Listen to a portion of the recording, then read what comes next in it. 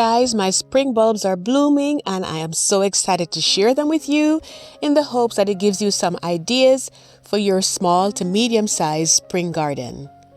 And if you never got a chance to plant them in the fall, no worries. I'm going to go ahead and give you a couple of options a little further in the video. And if this is your first time here, my name is Marlene. Welcome to my home and garden channel.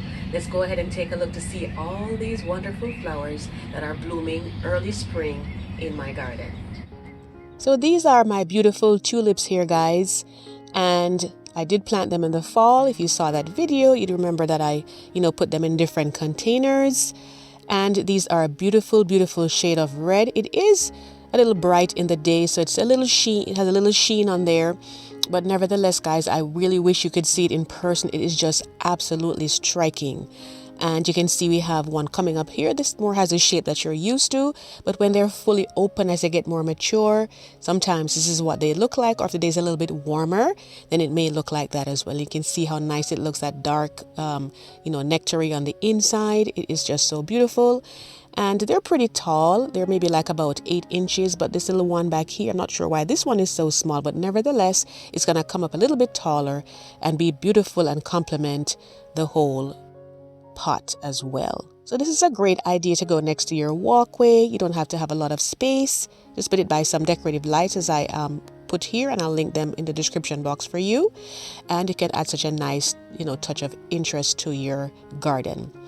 Another option is to put them by your mailbox, which I did in this case. Just planted a few of them, and I typically put like 3 together, so it gives it that fullness, but at the same time you have some spacing, especially if you don't have a lot of them to plant, but that way it kind of gives it that nice fuller look. And this one was an assorted set of bulbs that I got at Walmart, so you can see that they come in different shades. We have light pinks, darker pinks, and a few a few red ones came in there as well too, but this I planted them just as how they were in the bag. And I just thought that they were so, so beautiful. And I just love having them out there. It's a nice greeting. Sometimes it's a conversation starter for people walking their dogs or just going on a run or whatever. And it also is so beautiful for our mail carriers. It just gives them that nice feeling that, it's right there to greet them. And it really helps to lift their mood. So flowers are really a good thing, not just for yourself, but for all the other people that's looking on and enjoying these wonderful blooms and getting a lift in their mood. So definitely worth a try, putting some out by your mailbox. The next option is to put them on your porch.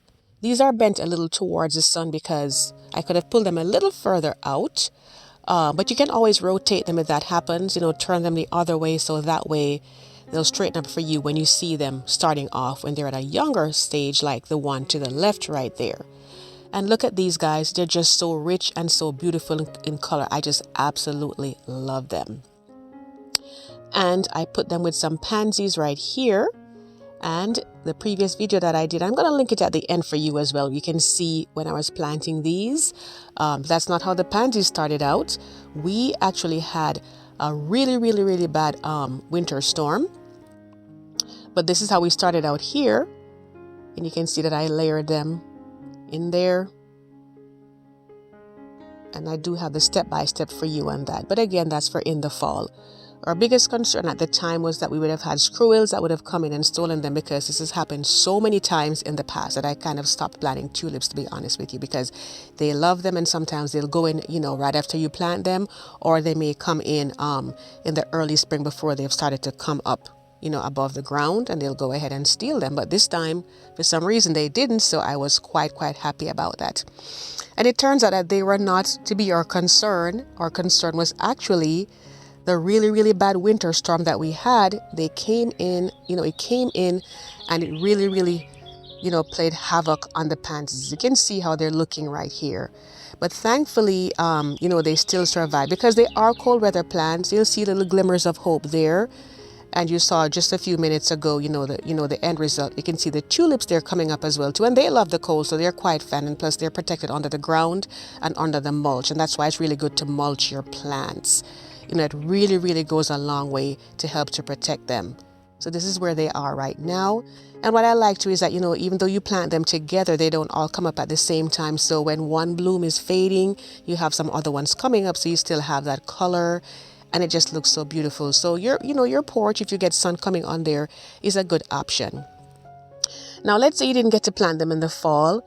Your garden centers, most of them will actually carry spring bulbs that are already, they're coming up above the ground. You can see these right here, and you can just go in and get all the different types that they have going for you. You can change your containers if you like, put them in something that's larger, or if they're pretty enough like the daffodil ones right here, you can leave them in the same container that they are, and you can enjoy them in your space that way. It just depends on what you prefer to do. These are some fancy pots right here, so those are perfect. And these right here are my daffodils, and I did feature them in previous videos.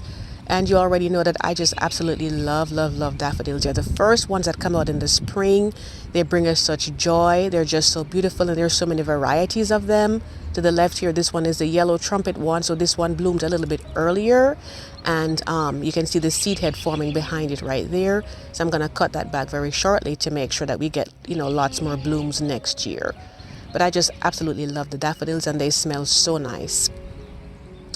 So then I'm showing you here that they're looking quite nice and perky, and this is how you want them to be. Sometimes they may flop over in the heat of the day if you have an unseasonably warm day. So you just want to make sure that you're giving them enough water. So go in and check the soil and make sure that it is not dry. If it's dry, then you'll want to go in and get them watered. Of course, there's nothing like when the rain falls on them and just refreshes them. But outside of that, you want to go in and, just make sure that they're well watered, but not over watered. You don't want to have them. So if they're wet already, then you don't need to put any more water on them. Just leave them to dry out a little bit, and then it will be time for you to do that.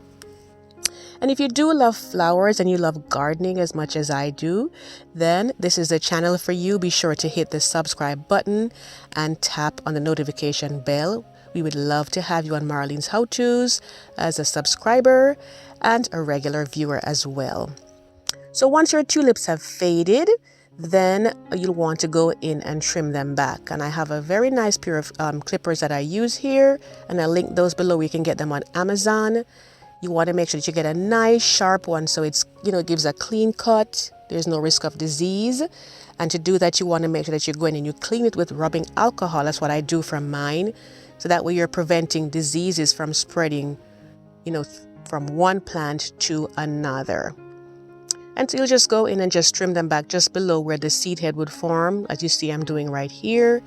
And you want to do that as soon as the flowers have faded, because what you're doing is basically allowing the plant to spend the energy building up the leaves, getting enough storage in the bulbs below, so they'll be giving you good, nice, fluffy flowers the following spring.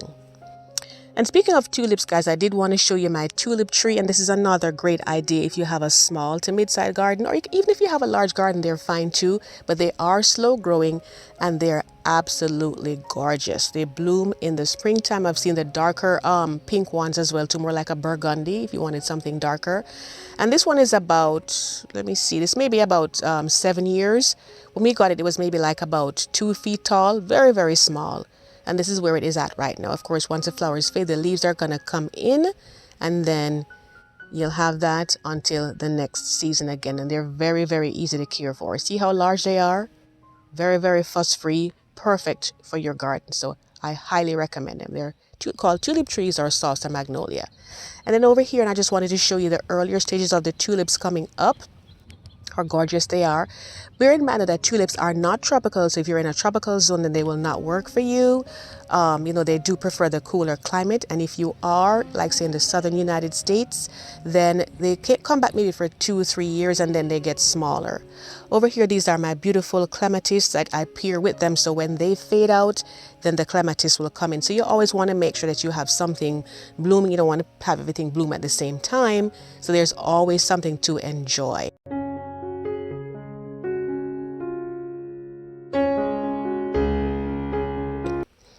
So I hope that you enjoyed watching these videos, and I did want to say that, I do live videos on most Saturdays. They are freestyle though. We talk about things that are topical, things that are seasonal. We have a lot of fun, more laid back. So be free to join.